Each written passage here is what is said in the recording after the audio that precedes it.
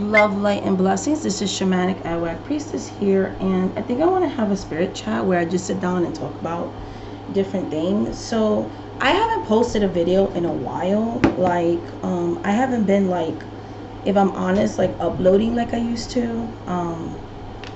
And I'm sure you guys have noticed that. Yes, I'm very busy, so yes, some of it has to do with the fact that I am working, and I'm trying to give all my available time for clients and the professional readings that I do.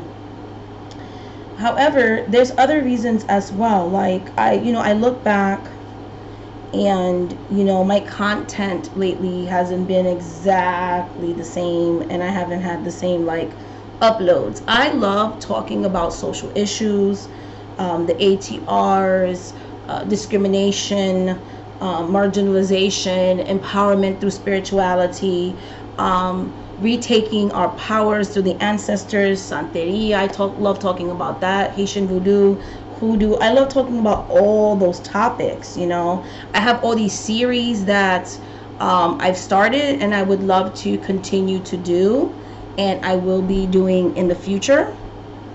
But for a while, it's not just work overwhelm, it's I've had some health issues, and if I'm being perfectly honest as well, I post more frequently on my membership, that's the truth, but I'm specifically talking about the main channel. I was losing my inspiration. I was losing my inspiration in the sense of I love doing divination for others, but I wasn't really loving divination for myself. I wasn't really doing readings for myself or anything. I have really enjoyed, because in the memberships I do readings for people in the memberships. I'll do tarot readings on the channel, on the memberships, and daily messages and a bunch of other stuff as part of the perks for membership. And so I've gotten to use decks and oracle decks and things like that I haven't used in forever. And through that, and even when we had the big loss that we had recently with one of our members in our spiritual community on YouTube, I have been not posting videos on my channel because I've been doing divination for myself, and I've been rediscovering my love for divination. And the message that I have, because I started doing weekly messages for myself, the message that I got was working with my solar plexus and personal boundaries, okay? And that's something that I was lacking. I was, allowing myself to get social media overwhelmed. I was feeling like I had to post something. I'm not posting nothing on my channel. There's people that are uploading on a frequent basis and being all happy, and things like that. But I realized that I had to set up this personal boundary. To me, this message was all about I can only do what I can do. So I have to be able to make a living. So I'm going to dedicate my free time to doing my professional readings and give that energy to that. And also yes, I was posting on the membership channel, but my main channel, I wasn't posting because I wasn't inspired to post anything, and that's okay. I'm a human. People can go through creators blockages, okay? Because the solar plexus has to do a lot with creativity as well. I needed to set up that boundary. I needed to make a choice that was right for myself. And through being honest and authentic, and realizing that I was just burned out and that I wasn't able to make the kind of content that I usually make, I pulled away. I went through my mourning process. When you are someone who has death around you, life is one life, right? And so I had to really ask myself, do I even like making videos on YouTube anymore? Do I even want to have a YouTube channel? Should I just dedicate myself fully to memberships and my readings and kind of just don't really upload things here, but not shut the channel down? And the answer to that question is, I love making videos on YouTube.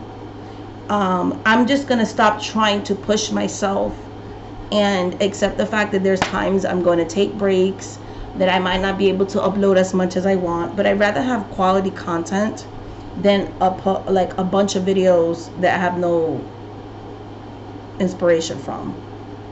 And so I did a lot of work with my personal boundaries and being assertive and feeling empowered by speaking my truth and being my genuine self and making the choices that are best for me. And the other message that I was working on was the energy of meditation. So I rediscovered my love for doing readings for myself, because this is what this video relates to. I think I also got uninspired because of all the, and again, this is personal, but there's a lot of like consumerism. And I haven't really been buying any decks to show or unbox or whatever, because I'm just not there. Like, there's nothing new that's out right now that I want to get. There's nothing that I want to get right now. There just isn't. And now that I have my new home, I have all these decks that I had in storage for years. I'm even forgetting that I had certain decks. I have a healthy collection. And I started looking at my older decks and like, oh my goodness, all these decks hold memories. I also get discouraged because a lot of times I'll see all these really beautiful, pristine decks. And I beat my decks up really bad. Like, my decks are not in good condition, but I have attachments to them. And I would sometimes feel left out because I'm like, wow, their decks are so new. Like, mine's look all beat up and not cute and stuff. Or I'm attracted to decks that most people don't find good, or I'm not attracted to popular decks. So I was feeling kind of like outside of, or unable to relate to, or like feeling like an outsider. And I realized that I don't have to be like everybody else. You know, I've never been that way. My channel is kind of its own thing. It has a lot of different things in it. So I'm just going to keep making the content that I know you guys like and that I like. And so I'm going to finish up these series that I have going. I've been looking through my channel and the series that I love making. I want to make new episodes for all these things. And I just want to keep moving forward. And I'm not passionate about doing unboxings on my channel. I will do deck reviews of decks I already have, but there's nothing that I want to buy right now, if that makes sense. But yeah, these are the decks that like I have in my collection again. And I was like, I do like reading for myself. I think I was just pressuring myself because I use the same old decks all the time, and I'm not really attracted to new stuff. And I was feeling less than for that. And then I'm like, no, like, if these are the decks that I like to use, if these are the decks that I have memories of, for, and connections to, like, what's wrong with that? So these are just some of my oldest ones. Like this one, the Wheel of the Year. I have really good memories with this. I remember, I don't really read with it that much anymore, but I remember like taking it with me to this really big life-changing trip. And I took it to read on the trip. And a lot of things happened. The spirits warned me it wasn't going to be what I wanted it to be. And pretty much like I ended up losing someone very close to me. So there was like a death surrounding this, which the spirits pretty much kind of warned me like, hey, you know, this person's not going to make it. And also at the time I was in a relationship, and the spirits were like, I don't see that relationship working out for you. So yeah, so this helped me through a very difficult time. I use it for other stuff too, but I don't use it anymore because the trip, I still have, like, I'm not ready to use this deck yet. Okay, I haven't used it in years for like myself. For others, yes, but for myself, not so much. So this is kind of like, she's retired, the deck, but it holds like memories, and someday I'm planning to like start using it again. It's the Wheel of the Year Tarot, but I did a lot of like really profound readings at the time when I was in a certain relationship, and this deck really helped me with that. It also helped me when I was opening up my mind spiritually, and it was also part of like an awakening that I had at the time. And I used it a lot to read on this channel and the content that I would be making, and it was predicting for me to like change things up and stuff like that, which this deck was also part of that. I started changing the direction of my channel. My channel started to grow, so it was a personal deck, and yes, I've used it for clients as well, but I used it for guidance when I started to change the direction of my spirituality and the direction in my personal path. This deck, there were like the first oracle decks I ever had. They were from, you know, Doreen Virtue. And this deck also was when I first started doing divination professionally for others. I would use it, you know, when I would do tarot, and then like just a one card confirmation or a message or whatever. I would use it a lot when I was working the hotlines. And also this deck, there was times I was in a very toxic, abusive relationship. It's a positive deck, so sometimes I will pull a card for myself as I'm crying, and it would just give me inspirational messages, and I just felt like comforted, you know, through it, and things like that. So it just was very uplifting. This deck I used a lot for like work related things, but also for clients. And this card was life changing because when I was working the hotlines, this card kept coming out, and I'm like, what are you talking about? And it was letting me know that I was no longer going to work the hotlines, that I was supposed to go into business for myself. So I used this deck when I was needing that guidance and changing the direction that I was going, and providing that comfort when that first year, you know, I was struggling and things like that. And then every year after that, I would just kept growing and growing and growing my online business. But yeah, this card helped me through that. I used it also like when I needed to look things on my children. So this deck was so comforting in my most difficult times. And even though I don't really use these decks like I used to, they all hold like a special place for me, you know. This deck helped me. A lot of my decks are related to bad relationships. It's a theme here, guys. This deck helped me to heal when I was ready to walk away from this toxic relationship. This is the deck, because I didn't use it for divination. I used, and the guidebook, amazing. And this is Dreams of Gaia. This is messages from your archangels, messages from your angels, messages from your angels, messages from your archangel. And this one is Dream of Gaia, the original one with the black backs. And this deck, I did a lot what people would call shadow work. Like, it's very blunt. It helped me to work on myself, to see the things that I needed to change within myself, so I could stop making these bad, poor choices in partners. And it helped me throughout the breakup, and I'm in such a better place. This card, the crone, made me cry so many times. The message behind it is wonderful. And so this deck has never really been a deck I use for other people. It has always been more of a me.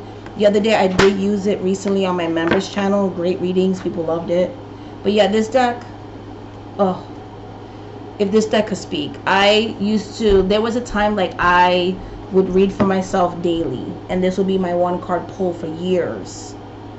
And this deck just provided really good messages for me when I was going through difficult times. It kind of gave me that kick in the butt to move forward and go and all that kind of stuff. This deck, same thing. This is the Wildwood Tarot.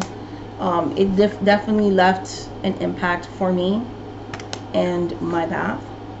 Okay. These decks, all of them, used, chipped, beat up. This also, the guidebook is amazing, and I never used this for clients either. It was for myself, and it was decks that I use a lot for like self-improvement and things of that nature, because that's kind of what I use tarot for myself for. Yes, I do fortune telling too sometimes for myself, but for myself mostly it's more of self-improvement. And for clients, whatever they want, fortune telling, inspiration, guidance, you know, that type of stuff. But these decks, like I said, these are like more personal. This one too, Tarot of the Hidden Realms. This deck helped me so much because I was going through kind of like, at the time, like personal stuff with one of my children. And I will pull this card for like, these cards for guidance, because I was going through like depression. Yes, get therapy, of course, you know, things like that. But I was going through a very mentally, emotionally time, and worried about one of my kids. They were going through their own things, which I won't blast their business. They're in a good place now. And this deck just provided so much empowering messages, Like, it was just so good. It's so good. Like, this deck helped me through this card, especially the 8 of Wands was a constant energy that I worked with a lot. And through this deck, I made a connection with the Morrigan. And I don't work with her directly anymore, but there was a time that I heavily worked with her. Sometimes spirits can come and go, and she just came through with, like, through this card, like that energy and everything. And I just had the most amazing readings. I remember when I saw her, she would always come to me through Blackbirds, and at first when I saw her I was scared, but yeah, I made a really deep, you know, connection with her through this deck, and it just very impactful. And just seeing these decks now that I have them available to me, they just created like this nostalgia of like, this is why I love divination. They have been decks that have helped me through the most difficult times and offered that gentle, or sometimes very in your face kick in the pants that I've needed, you know, to journal, or what issues I need to work on, or what does the future hold, or is this person worth holding. Like, these are the decks that I've asked the most intimate questions, or have offered me a message of comfort, you know, and things like that.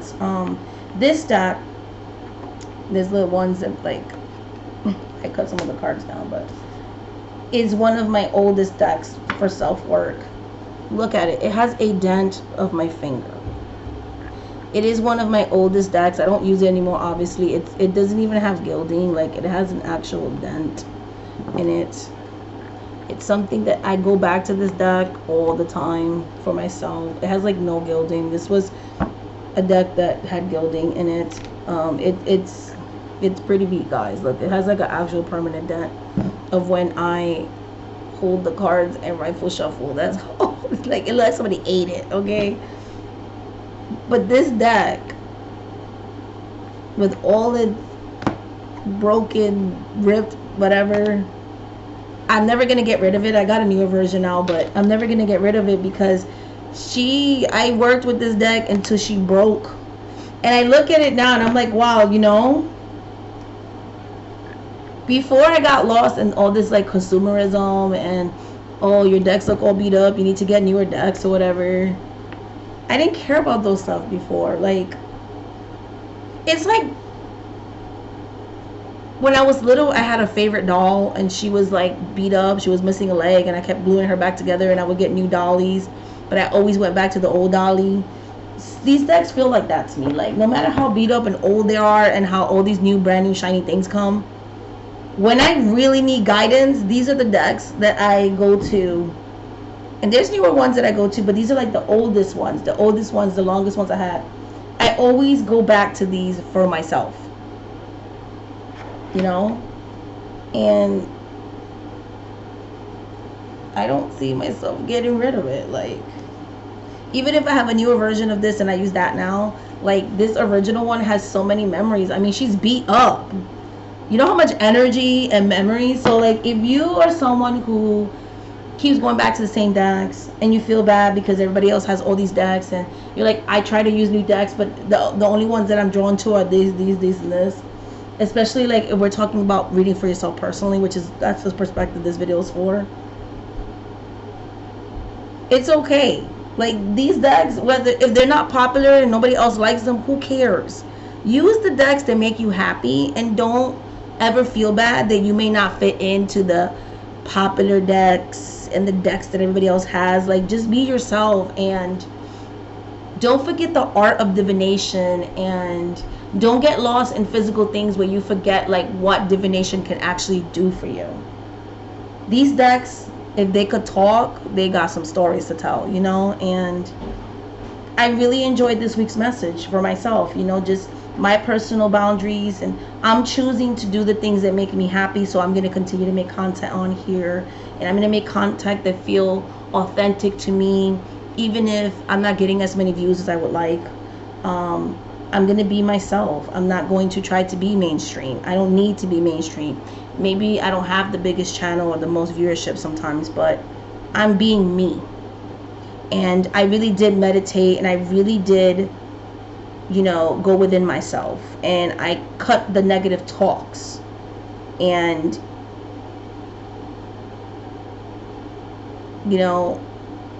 and it just really all went back to, I want to go back to the things that make me happy. And reading for myself makes me happy. So these are the decks I'm going to keep using, and they look like crap, then that's what I'm going to do.